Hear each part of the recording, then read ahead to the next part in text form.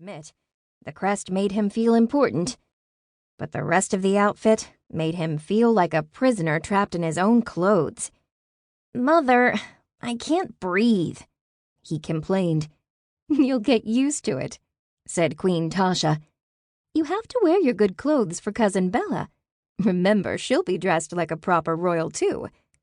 "Ugh," Lucas murmured. "And please try not to ruin your good clothes this afternoon," added his mother. Lucas nodded, even though he knew that there was a good chance of that happening. Then the royal trumpets sounded, and the drummers began to drum. Lucas's family hurried to the great hall and stood side by side to greet their guests. Lucas heard a shrill bark. Went the sound.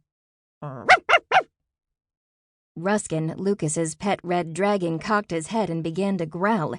Smoke trickled from his nostrils. "Easy, Ruskin," Lucas said firmly. "It's only a dog." Ruskin settled down at Lucas's command. King Rufus and Queen Eleanor entered the great hall, followed by Princess Bella. Bella held a small, fluffy white dog in her arms. The dog yapped all the way across the room. The yaps echoed throughout the hall. King Caleb put a hand over one of his ears. Queen Tasha raised an eyebrow. Princess Bella made no attempt to quiet her dog. She walked gracefully across the room with her dainty nose up in the air. The princess had a long braid of golden hair and green eyes. A circlet of twisted silk fit snugly on the crown of her head, and a lovely jewel dangled in the middle of her forehead. She wore a long gown of fine purple silk, with bell sleeves and matching satin shoes. Bella gave Lucas a cool glance. Lucas forced a smile. The princess's fluffy white dog demanded to be introduced. "When did you get a dog?"